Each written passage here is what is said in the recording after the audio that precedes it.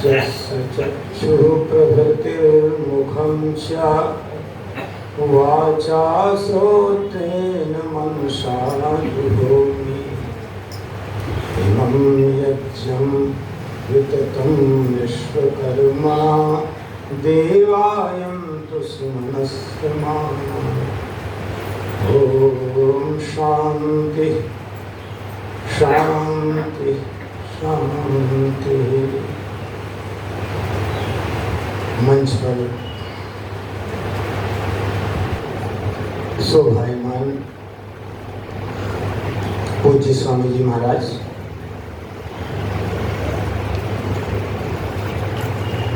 उन्हीं के पास में बैठे हुए सत्य सनातन वेद प्रचार न्यास के संस्थापक और आज यज्ञ के ब्रह्मा सम्माननीय आचार्य विश्व शास्त्री जी, उन्हीं के ही पास में बैठे हुए योग निष्णात यथा नाम तथा गुणा सम्माननीय भ्राता हमारे अग्रज सागर जी,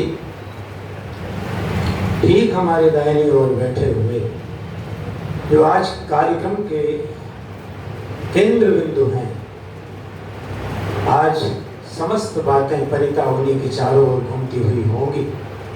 इनका शुभ जन्मदिन मना रहे थे सम्माननीय आनंद मनीषी जी, कार्यक्रम को कुशलतापूर्वक संचालित कर रहे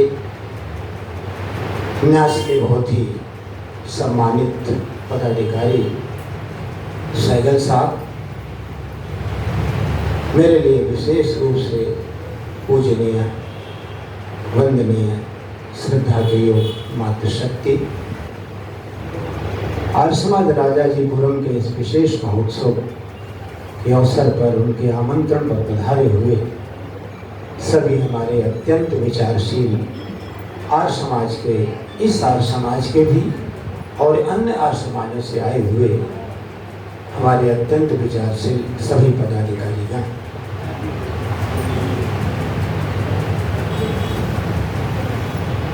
आज बहुत ही प्रसन्नता का दिन है और आज हम उनके निमंत्रण पर ही आए हुए हैं। उन्होंने हमें बुलाया है,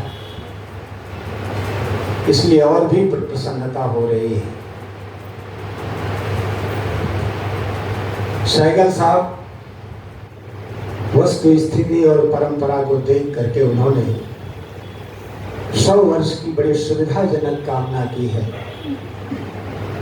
ऐसा देख रहे हैं देश काल और परिस्थिति को।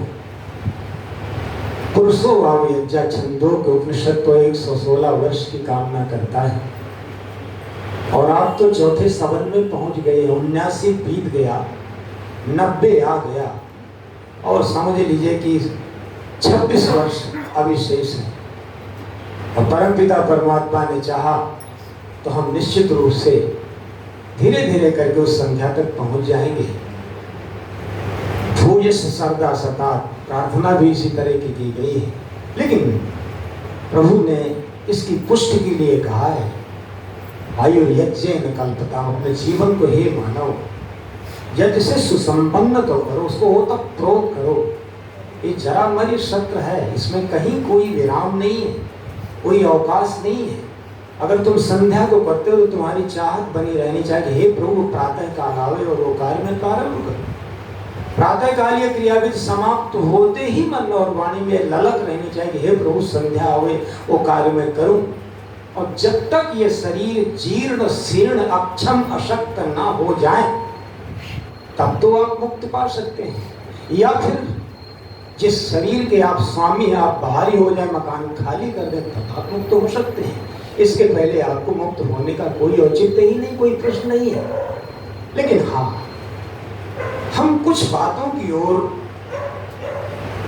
चूंकि आज समाज का जीवन दर्शन है, हम लोग काफी विक्लिष्ट विचारों के प्रेमी हो गए। विचार जब तक क्लिष्टतम ना हो गंभीर ना हो, गहन ना हो, तो हर समाज के पदाधिकारी का स्वभाव बन गया है करें कि हम लोग उसी में जी रहे हैं, लेकिन कुछ चीजें बीच में छूट जाती हैं। हम जिसका जन्मदिन मना रहे हैं, जिसकी आयु आज 89 वर्ष बीत करके 90 हो रही है, ध्यान दीजिएगा, स्थिरई अंगई तुष्टवांसा तनोभि वियसेमहि देवहितम यदायु। वो अंग स्थिर हो, स्थिर का मतलब ये नहीं गति शून्य ना हो जाए और बहुत गतिमान भी ना हो जाए। शरीर की संरचना के प्रत्येक अंग प्रत्यंग जिस अनुपात में बने हुए हैं, जो उनकी प्रभु ने गति निर्धारित निश्चित कर दी, जो दिशा निश्चित कर दिया है, उसी में वो गतिमान बने रहे। यही उसकी दृढ़ता है। उन अंगों की समान अनुपात में बढ़ते हुए अपनी सहज स्वाभाविक गति में वो गतिमान रहे, यही तो उनका स्थिर अंग ही है। तुष्टवांसा परम पिता परमात्मा का अस्तमन करते हुए, तनुभी वेद मंत्र एक वचन नहीं कह रहा, वो वचन कह रहा है, अर्थात स्थूल शरीर की भी बात कर रहा है और वो सूक्ष्म शरीर की बात भी कर रहा है और वो कारण शरीर की बात भी कर रहा है। तो आज हम इसके आयुष्मान होने की कल्पना कर रहे हैं, वो शरीर हमारे सामने है, वो जो सूक्ष्म शरीर का आधार है और ये दोनों कारण शरीर के आधार है, ये तीनों अन्योन्याश्रित है, इनसेपरेबल है, ये कभी भी एक दूसरे से अलग नहीं हो सकते। अगर इन्हें सुखपूर्वक रहना है तो हमें इस शरीर को रखने के लिए, क्योंकि अब 3 सवन बीत चुके हैं, चौथे में वो पहुंच गए हैं, इसमें उनकी जिम्मेदारी अब कम हो गई है, परिवार के अन्य लोगों की जिम्मेदारी अब बढ़ गई है। मैं किसी व्यवस्थापक के संदर्भ में बात नहीं कर रहा। हम जलपान क्या करें? आपने देखा होगा कि मंत्र में जिस मंत्र का विनियोग है, उस मंत्र में निहित जो अर्थ है, उसी के तदनुकूल तो क्रिया संपन्न करते हैं। उस क्रिया में समय का भी ध्यान रखते हैं, मात्रा का भी ध्यान रखते हैं, गुणवत्ता का भी ध्यान रखते हैं, तभी वो क्रियाविधि संबंध करते हैं। टाइमिंग भी है, मेथोडोलॉजी भी है, कंटिन्यूटी भी है, सभी तो तभी तो क्रिया पूर्ण हो पाती है। तो ध्यान रखिएगा, जलपान क्या करें? हम जलपान औरों के भरोसे छोड़ देते हैं, हमारा उसमें कोई दखल नहीं रहता। और जो व्यक्ति जलपान तैयार कर रहा है, उसे ये नहीं पता है कि हम किसके लिए तैयार कर रहे हैं, किस आयु वर्ग के हैं, किस बौद्धिक स्तर के हैं, उनकी अभिरुचियां क्या है, उनके शरीर की क्या मांग है। वो केवल अपनी सुविधा देखता है, क्योंकि व्यवस्थापक समझा देता है भैया कम से कम समय में गंदगी ना हो, ऐसी सुविधा हो जलपान की कि हम उसको आसानी से दे सकें। लेकिन वो ये नहीं जानता कि स्वास्थ्य के लिए भी तो अनुकूल हो, जिसे दांतों से चबाया जा सके, जो रेशे युक्त हो, इसमें समय लग सके, जो हमारे शरीर तंत्र के लिए सुपाच्य हो, हमारे लिए अनुकूल हो, ये भी तो हम ध्यान रखेंगे। और अगर नहीं होगा तो फिर अंत में आप करेंगे तब तक बहुत विलंब हो जाएगा। जलपान की मात्रा भी ध्यान रखिएगा।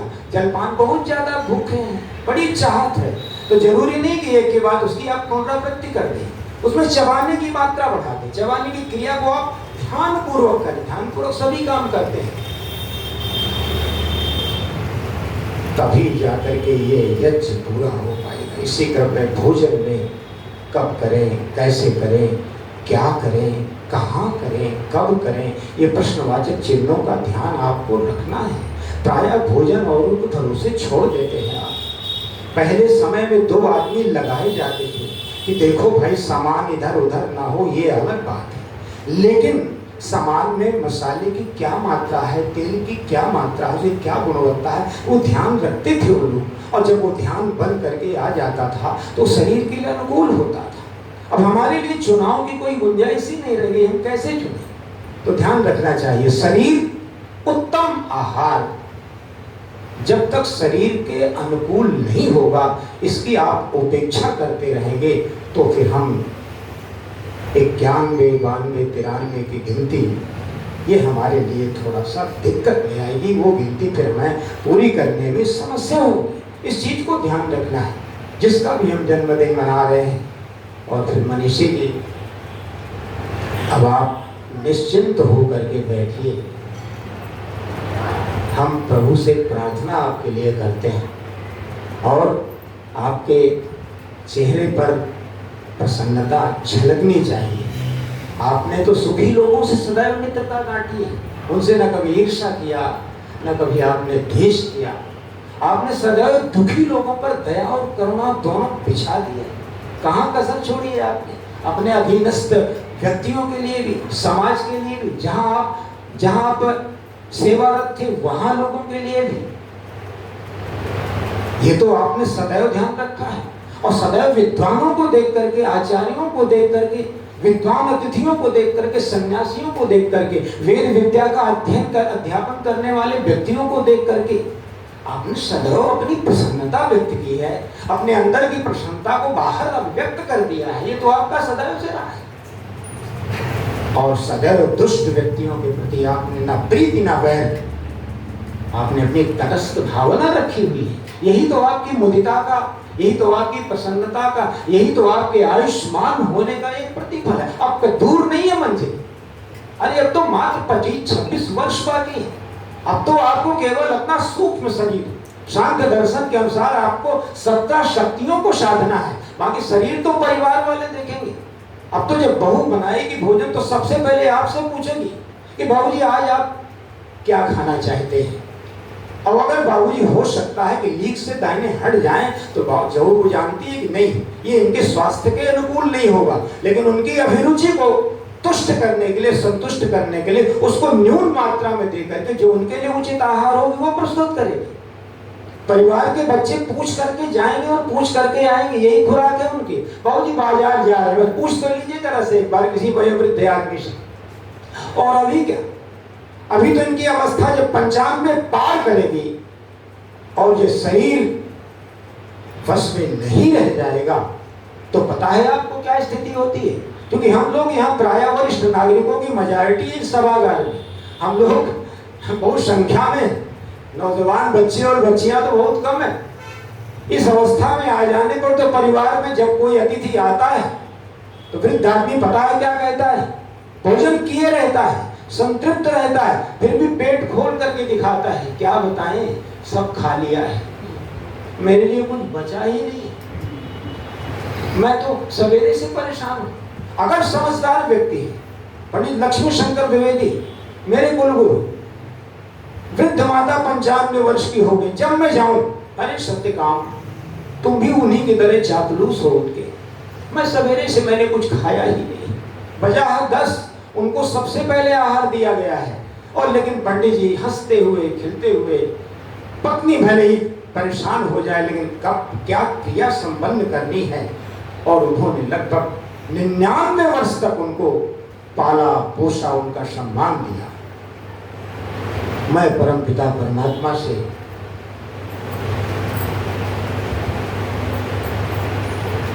मैं पंक्ति पढ़ना चाहूंगा आपको। आप चूंकि इस उम्र में पहुंच गए हैं, तब तपस्या के सहारे इंद्र बनना तो सरल है, पर स्वर्ग सा ऐश्वर्य पाकर मत भुलाना ही सरल है। आपने शीश पर हाथ जब रख दिया, यूं लगा भूमि को एक अंबर मिला। हम यहाँ पर युग युगों से बुझे दीप थे, आपने बस हमें आरती कर दिया। मैं परमपिता परमात्मा से प्रार्थना करता हूँ कि हे प्रभु, ये जीवन के शेष भाग आपके मन को, आपके मस्तिष्क को ठीक रखते हुए, स्वस्थ रखते हुए आपको धीरे धीरे करके उस मंजिल तक पहुँचावें। ये हमारी हृदय से, मेरी अकेले की नहीं, सभी लोगों की प्रभु से ये प्रार्थना है। और हमारी प्रार्थना जरूर स्वीकार होगी, क्योंकि आपका याज्ञिक जीवन निश्चित रूप से यज्ञ में आपका जीवन है। आपको ही केंद्र मान करके सम्माननीय आचार्य विश्व शास्त्री जी से परामर्श करके ये विषय आपके समक्ष रखा गया है। प्रायः राष्ट्र धर्म सम्मेलनों का आयोजन होता है, लेकिन आज मानव धर्म सम्मेलन रखा गया है। मानव, ध्यान दीजिएगा, बड़ी परिभाषाएं इसकी अपने अपने ढंग से की गई हैं। सामान्य सी परिभाषा यह है कि यदि व्यक्ति को षड विकारों से रहित कर दिया जाए, काम क्रोध लोभ मोह मद और मत्सर, माने आदमी माइनस षड विकार इज इक्वल टू मानव, वो मानव बन सकता है। लेकिन यास्क दूसरी परिभाषा करते मत्वा कर्माणि सिद्धति इति मनुष्य है, जो पहले विचार करता है। प्रायः लोग पहले काम कर देते हैं और बाद में विचार करते हैं और उसके अंजाम को तब वो लोग बहुत दिनों तक भुगतते हैं। लेकिन वास्तविक मनुष्य केवल आकार प्रकार और आकृति से नहीं, निश्चित रूप से जो विचार करके काम करता उसी का नाम मनुष्य। और महर्षि स्वामी दयानंद सरस्वती जी महाराज तो स्वमंतव्य मंतव्य में उस शब्दावली तो आपके सामने नहीं रख सकता हूँ, लेकिन स्वामी जी महाराज बड़ी सुंदर बात है। हे मननशील प्राणी, आशय यही है कि तुम किसी के दुखों को देख करके दुखी तो हो करके देखो एक बार, किसी के सुखों में सुखानुभूति करके तो देखो। अर्थात तुम्हारी अपनी निरपेक्ष सुख और दुख का कोई महत्व नहीं रखता, स्वात्मवत ये करके तो देखो। और अगर इसमें तुम मननशील हो जाओगे तो चाहे कितना भी कोई गरीब से गरीब व्यक्ति हो, निर्धन व्यक्ति हो, धन शून्य व्यक्ति हो, लेकिन यदि वो पुण्यात्मा है और वो निश्चित रूप से यदि व्यक्ति धर्मात्मा है तो तुम उसका निश्चित रूप से सम्मान करोगे।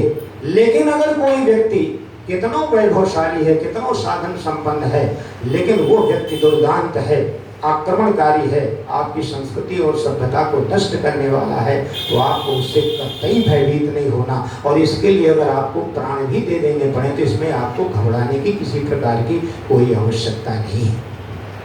मनुष्य दो प्रकार का होता है। हम भूगोल विषय जब पढ़ाते थे तो एक मैन ऑफ क्ले और दूसरा मैन ऑफ फायर, ये किसी यूनानी दार्शनिक का विचार, क्योंकि हम लोग भूगोल में यूनानी चिंतकों का क्या योगदान है उसमें ये युक्ति हमने उस काल में पढ़ी थी। अर्थात एक पार्थिव मनुष्य है और एक आग्नेय मनुष्य है, दोनों में आता है। पार्थिव मनुष्य की प्रकृति प्रायः अधोमुखी होती है और जो आग्नेय मनुष्य है उसकी प्रकृति ऊर्ध्वमुखी होती है।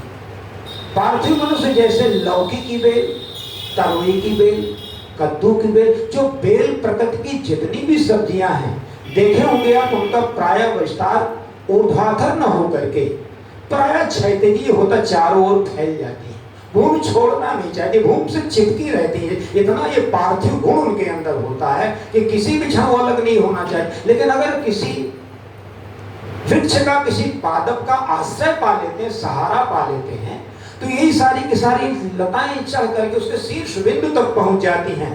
लेकिन उसके बाद जैसे वो शीर्ष समाप्त होता तो पुनः अधोगामी होकर के फिर भूमि में चली जाती है। पार्थिव मनुष्य भी कुछ ऐसे कृत कर्म होते हैं कि निश्चित रूप से अपने मकान में, अपने वैभव में, अपनी व्यवसायिक निष्ठा में, अपने दैनंदिन जीवन में इस प्रकार की स्थितियों में वो इतना उलझ जाता है, इतना पार्थिव महिमा से मंडित हो जाता है कि वो किसी तरह इसको छोड़ना नहीं चाहते। लेकिन जो आग्नेय पुरुष होता है वो यज्ञ क्रिया संपन्न करके, यज्ञ जानते हो अग्नि की प्रकृति होती, चाहे उसे आप जितना भी दबाइए, कहते ना प्रत्येक सूक्ष्म वस्तु अपनी दीर्घ राशि की ओर जाती है। अगर आप जल छोड़ देते हो तो कत्ता समुद्र की ओर ही जाएगी, अगर हवा को छोड़ देंगे तो वो अपनी दीर्घ राशि वायुमंडल की ओर ही जाएगी। अब किसी पृथ्वी के कण को छोड़ दीजिए तो कत्ता ग्रेविटेशनल फोर्स से वो पृथ्वी के अंदर चली जाएगी। यद्यपि आत्मा के संदेश के लिए कहा गया कि पश्चात्मा शरीर से निकलते ही वो प्रभु की ओर गमन करे, लेकिन यहाँ पर आग्नेय की बात है। जैसे अग्नि आप जलाएंगे तो देखेंगे सीधा सूर्य की ओर भागे, हमेशा ऊर्ध्वमुखी होगी। तो जो आग्नेय प्रकृति के मनुष्य हैं, जो विचारवान हैं, परोपकारी हैं, देवों का सम्मान करने वाले हैं, ऐसे मनुष्य निश्चित रूप से ऊर्ध्वगामी होते हैं। मनुष्यों का जितना भी पृथ्वी में मानव समुदाय है, प्रायः शास्त्रों में इसको 3 वर्गों में बांटा गया है। एक तो देव कोटि के मनुष्य हैं, एक मानव कोटि के मनुष्य हैं और एक असुर कोटि के मनुष्य हैं। असुर कोटि के मनुष्यों का नाम आते ही पौराणिक जगत में एक कल्पना है कि उनके शीर्ष में कुछ 2-4 सींग लगे होंगे, उनके पैर सीधे न होकर के उनके पैर उल्टे होंगे, उनकी काया, उनकी बॉडी लैंग्वेज, शरीर की बनावट आदि आदि, और निश्चित रूप से बिल्कुल मनुष्य से इतर होंगे। वो एकदम बहुत ही विचित्र होंगे। लेकिन जो देव कोटि के मनुष्य हैं वो ऊर्ध्वाधर मनुष्य के कोटि में आते हैं। वो केवल अपने लिए नहीं बल्कि संसार में जीते हैं। देव कोटि के मनुष्यों में ध्यान दीजिएगा, बड़ी महत्वपूर्ण बात मेरे दिमाग में आ रही है। हम इसी मानव समुदाय में सब कोई ऐसा व्यक्ति क्या होगा जिसमें किसी प्रकार का कोई दुर्गुण न हो? क्या कोई ऐसा मनुष्य भी मिलेगा जिसमें कोई ना कोई गुण न हो? निश्चित रूप से होंगे। हाँ, एक व्यक्ति ऐसा सुना है, संसार में देखने में आया है कि जिसमें कोई किसी को ढूंढे हुए दुर्गुण मिला ही नहीं। बड़े प्रयास के बाद जब उसके 20-25 लोगों के द्वारा लिखी हुई जीवन वृत्त को लोग गहराई से पढ़ते हैं तो तब उनमें 1-2 गुण वो भी संयोग बस हो गए, अन्यथा संपूर्ण जीवन बिल्कुल मर्यादा पुरुषोत्तम राम और योगेश कृष्णचंद्र की तरह उनका बिल्कुल जीवन निष्कलंक, ऐसा उनका जीवन है। उसका नाम है महर्षि स्वामी दयानंद सरस्वती जी। एक बार की घटना उनके जीवन में आई है जो थोड़ा सा, एक बार वो झूठ बोले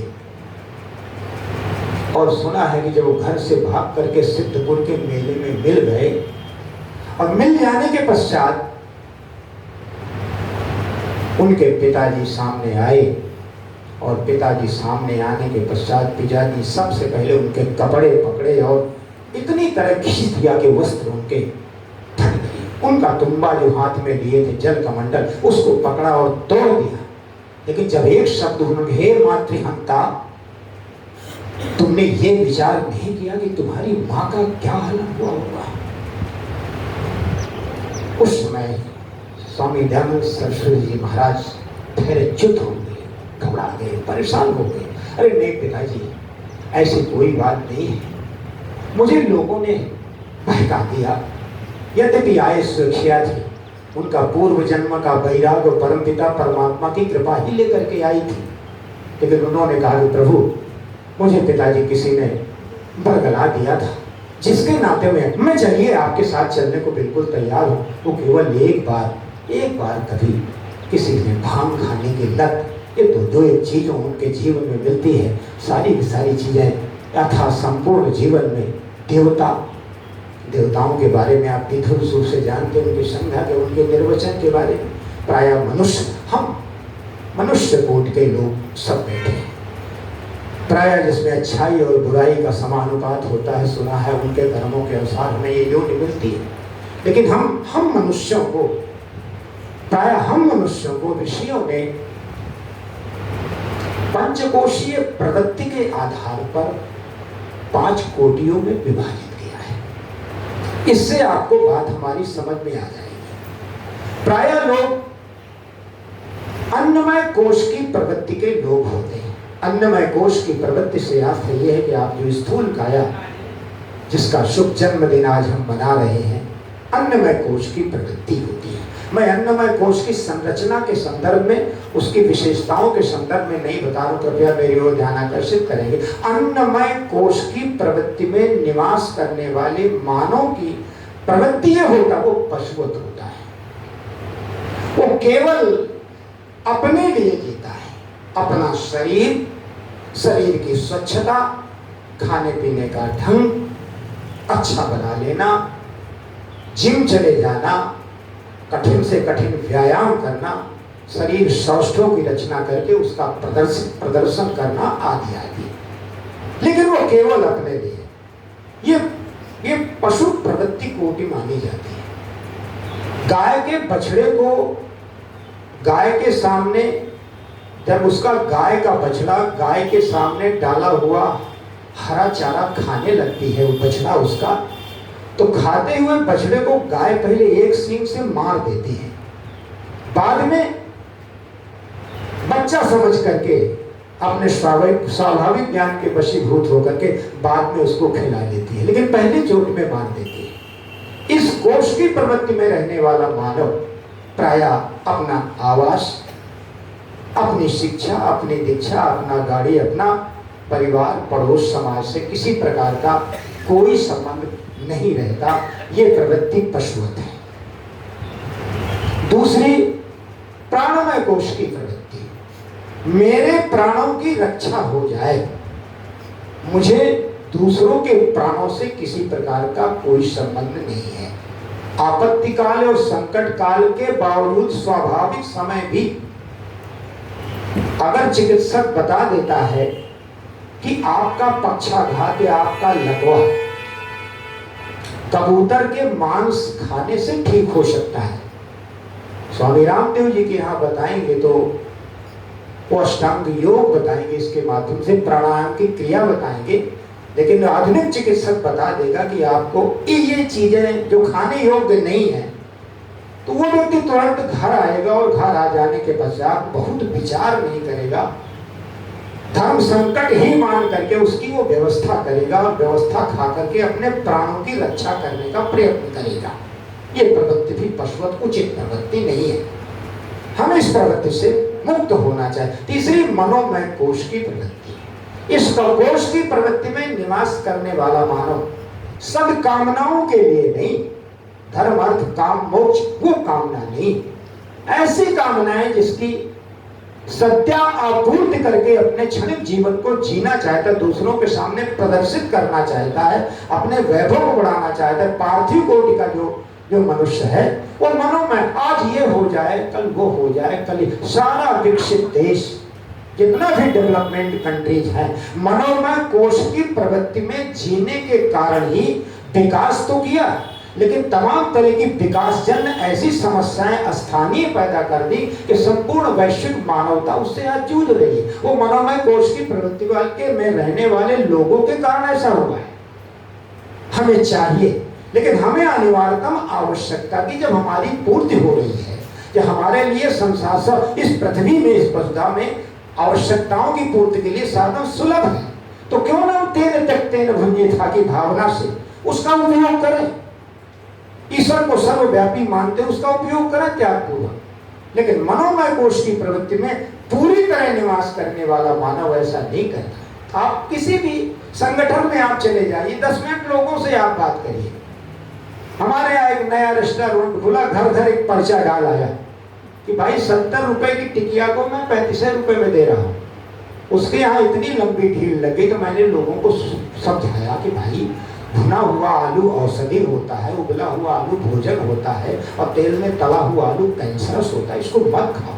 ये आज तुम उसका 35 रुपए में खा लोगे तो कल तुम चिकित्सक के यहाँ 4 गुना जाएंगे, अपना हाथ देकर पैसा खर्च करोगे।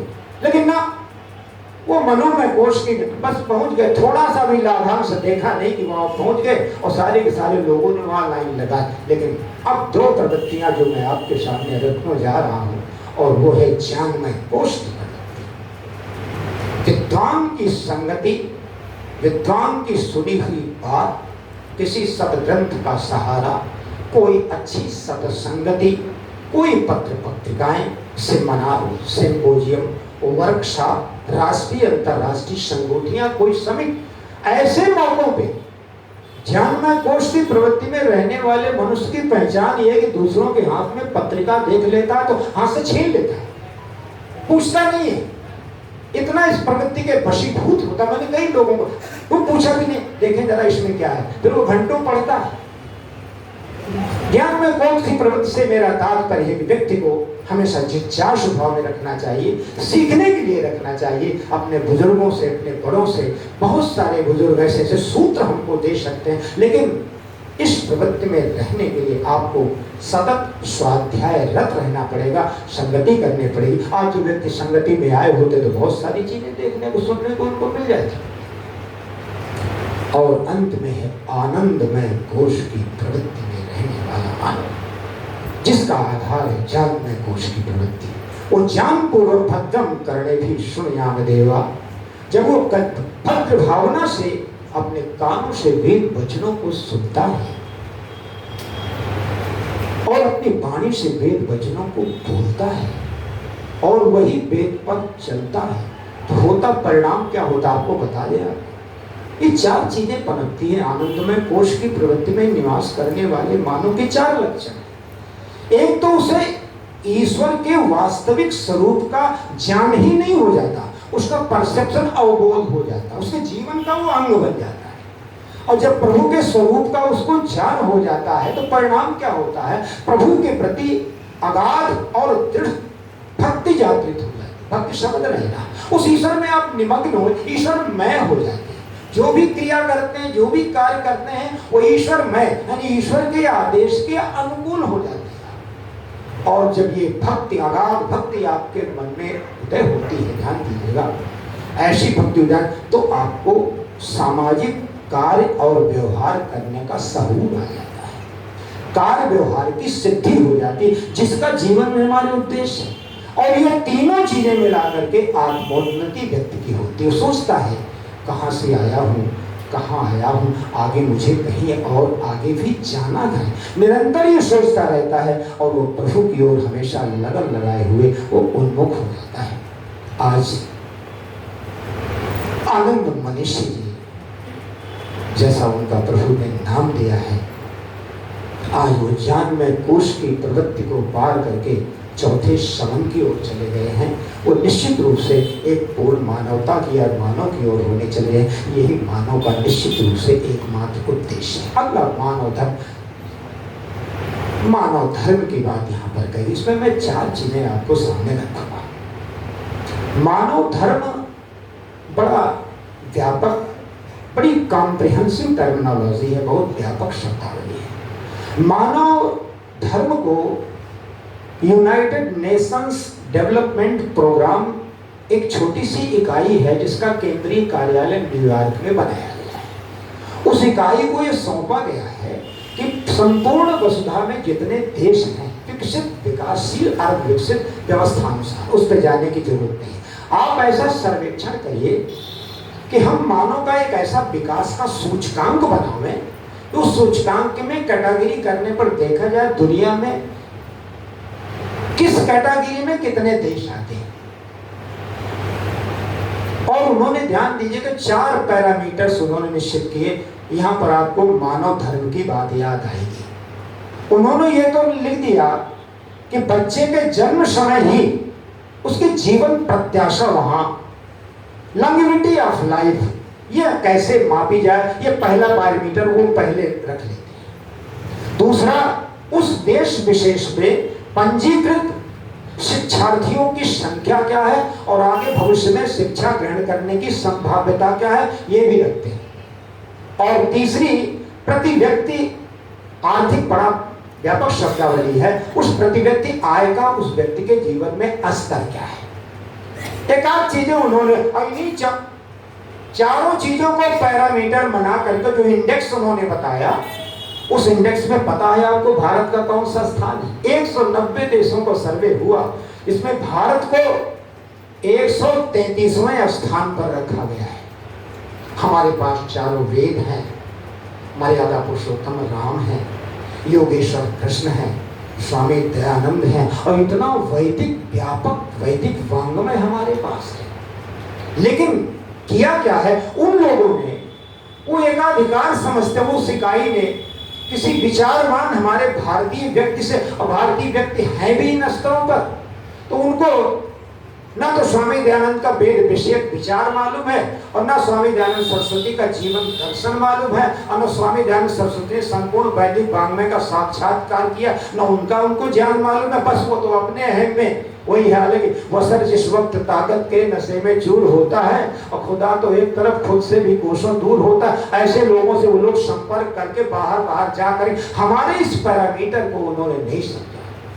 हमारा पैरामीटर पहला है परम पिता परमात्मा की सर्वव्यापकता है। उनके ओमनीप्रेजेंट शब्द कहते हैं, वहां पर भी आलमुल गैब शब्द का प्रयोग करते हैं। लेकिन इसको समझ के तो देखें प्रभु की सर्वव्यापकता को। कोई कुपंथ पर जाने वाला व्यक्ति, कोई कुमार्ग पर जाने वाला व्यक्ति, कोई अकरणीय कर्म को करने वाला व्यक्ति हमेशा एकांत स्थान की ओर भागता है, सार्वजनिक जगहों को छोड़ करके। इसलिए जाता हूं, जानता कि प्रभु वहां नहीं है। और जिन लोगों को बहुत थोड़ा मालूम है सर्वव्यापक है, तो इस बात को सुन करके घबरा गए कि परमात्मा शौचालय में भी रहते हैं क्या? अरे तो ये कैसे हो सकता है? तो चलो इनको पहाड़ में सुरक्षित जगह बैठाओ, चलो इनको ब्रह्मलोक में बैठाओ, पैसा ऐसा जगह करो, यहाँ कैसे प्रभु रख सकते? तो उन्होंने अपनी व्यवस्था अपने ढंग से कर ली। परमपिता परमात्मा की सर्वव्यापकता पर पूर्ण आस्था और विश्वास रखना एक मानव धर्म मानने वाले व्यक्ति का, अंगीकार करने वाले व्यक्ति का पहला है। जब ये मान लेगा कि प्रभु सर्वव्यापक हैं, कण कण में संव्याप्त। हम भूगोल पढ़ाते थे, डॉक्टर सवेंद्र सिंह जी प्रायः कहते थे कि पृथ्वी घूम रही है, पृथ्वी इस दिशा से इस दिशा की ओर जा रहा है, सूर्य उत्तरायण हो रहा है, सूर्य दक्षिणायन जा रहा है। हमने कहा डॉक्टर साहब इस बात पर आपने विचार किया? ये बड़ी भावनात्मक शब्दावली है, लेकिन इसके पीछे छपा हुआ जो रहस्य है वो तो और है। वो ऐसा हो नहीं रहा, ऐसा किया जा रहा है, किसी से प्रेरणा हो रही तभी तो ऐसा हो रहा है। अर्थात ज्ञान विज्ञान में परमपिता की, परमात्मा की दखल न रखना। अपना तो उन्होंने बना लिया कि आवश्यकता आविष्कार की जननी है, जो जगत का विधान बना लिया, लेकिन ईश्वरीय विधान को भूल गए कि ईश्वर वो आविष्कार आवश्यकता की जननी, ये उसका विधान। तो सर्वव्यापकता, ध्यान दीजिएगा, इस पर हम सब जानते हैं सब लोग, लेकिन इसका हमें प्रचार और प्रसार करना चाहिए।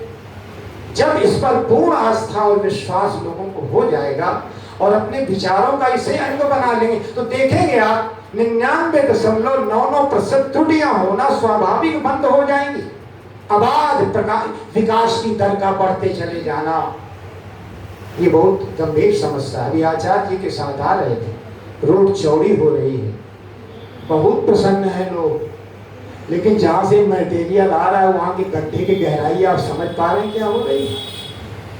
जब कोई ऊंचाई भूमि में बढ़ती है तो कहीं गहराई भी बढ़ती है, और ऊंचाई और गहराई का जिस दिन असंतुलन हो जाएगा ना, अव्यवस्था हो जाएगा, इम्बैलेंस हो जाएगा, डिसऑर्डरमेंट हो जाएगा, तो आप जान लीजिए कि फिर आपको समय नहीं लगेगा कोई ऐसी अनिष्ट घटना के घटने में। जहां आप बहुमंजिली इमारत देखते हैं तो कितनी प्रशंसा आप करते हैं, जैसे लगता है कि आपके शब्द कम पड़ जाएं, लेकिन आप विचार करिए, ये प्रभु को सर्वव्यापक ना मानने के कारण जो ये अव्यवस्थित विकास हो रहा है, जो ये विनाश युक्त विकास हो रहा है, जो ये असंतुलित विकास हो रहा है, जो अनसस्टेनेबल डेवलपमेंट हो रहा है, ये आपके लिए घातक है। दूसरा, संसार में पाए जाने वाले पदार्थों का गंभीर बात है, व्यवहारिक जीवन में इस काम को बना करके त्याग पूर्वक उन पदार्थों का भोग करना दूसरा धर्म है, बहुत आवश्यक है। जब प्रभु सर्वव्यापक है, कण कण में व्याप्त है, वही निर्माता है, वही पालक है, वही सब कुछ है, तो हम मालिक मान बैठने की भूल क्यों कर बैठते हैं? प्रायः भूल जाते हैं। हमारे पास अनिवार्यतम आवश्यकता की आपूर्ति के लिए everything is available on the earth only for man's need, not for man's greed. इसको कहते हैं लोग अंग्रेजी में ईशावास विदम सर्वं यत् किंचित् जगत् ज्ञान जगत् तेन त्यक्त तेन भूमिका मातृका कश्चित् धर्म। ये आप सूत्र बार बार दोहराते, मैं आपके लिए नहीं कह रहा, अपने माध्यम से दूसरों से बात कर रहा हूँ कि पदार्थों का, पाए जाने वाले पदार्थों का बहुत सोचकर, बहुत विचार कर अनिवार्यतम आवश्यकताओं की मात्र पूर्ति करें, अपने प्रलोभन को किसी कीमत पर तुष्ट न करें। यही है त्याग पूर्वक भोग करने के बाद। इस पर बहुत सारे लोग अपने ढंग से विचार करेंगे। लोभ लालच ना करना, ये तीसरा है। गुरु भी लोभ न करे और शिष्य भी लोभ न करे, उपदेशक भी लोभ न करे, उपदेश सुनने वाले भी लोभ न करें। दोनों को ना लोभ करना है और ना लालच करना, ये बड़ी बुरी बला है, क्षमा करिए। बड़ी हास्यास्पद चुटकुला कि गुरु और शिष्य दोनों समुद्र तट पर जा रहे थे और टहलने लगे तो एक देखा कि वहां बोर्ड लगा हुआ है, आपको हल्के करने के लिए बात बता रहा। तो गुरु ने देखा लिखा हुआ है जो डूबते हुए तो बचा के लाएगा उसे 500 रुपए का इनाम दिया जाएगा। गुरु ने शिष्य की ओर संकेत किया, आंखों से चलो समय आ गया है, निकाल लिया जाए 500। बहुत अच्छा मौका है, मैं समुद्र में डूबने का कृत्रिम बहाना करूंगा और तुम वास्तविक रूप से आकर के मुझे बचा लेना, 500 मिल जाएगा, दोनों लोग जाएंगे अपना काम पूरा करें। शिष्य ने कहा मुझे क्या मिलेगा गुरुजी, इस पर मुझे तो बताइए। उसने कहा चलो 500 में 100 तुम ले लेना, 400 मेरा कहने ठीक है। लेकिन शिष्य वो लोभी थे तो वो लालचित, और गुरुजी वहां जाने लगे। जाते समय संयोग की बात कि समुद्र की लहर आई, और लहर आने के पश्चात गुरुजी जहाँ खड़े होने तो 10 कदम और आगे चले गए तो वाकई में डूबने लगे। और डूबने लगे तो वो बुरी तरह से बेचारे कराहने लगे, चिल्लाने लगे, बुलाने लगे मुझे बचाओ बचाओ। शिष्य था, हाथ में मोबाइल लेकर के तमाम तरह के समाचार सुन रहा था, देख रहा है, वो सुन ही नहीं रहा। और जब जानने लगे कि बिल्कुल वाकई में उनकी स्थिति मरणासन्न हो गई है, तो कहें गुरुजी मैं आ रहा हूँ, लेकिन आपने बोर्ड में एक चीज देखी थी, दूसरी चीज नहीं देखी थी। कहें क्या? उसमें नीचे ये लिखा हुआ था कि डूबने के पश्चात जो व्यक्ति मर जाएगा उसको किनारे तक लाने वाले व्यक्ति को 1000 नहीं 5000 रुपया मिलेगा। दोनों एक से बढ़कर एक थे। पदार्थों के प्रति लोभ ना करना, उसका लोभ का संवरण करना चाहिए, हमें उससे निश्चित रूप से बचना चाहिए। परम पिता परमात्मा की सर्वव्यापकता, त्याग पूर्वक भोग की प्रवृत्ति, लोभ लालच कतई किसी कीमत पर ना करना।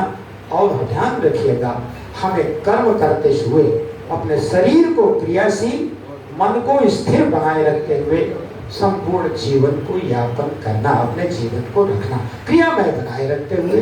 और अंतिम ध्यान दीजिएगा, यह है कि हमें 100 वर्ष तक जीने की कामना करवन्ने वे कर्माणि जिजीविषे शतम समान। 100 वर्ष तक जीने की इच्छा रखना। तो 100 वर्ष तक जीने की इच्छा रखने में खाएं कि न खाएं तो बिल्कुल न खाएं, जाएं कि न जाएं तो जरूर जाएं।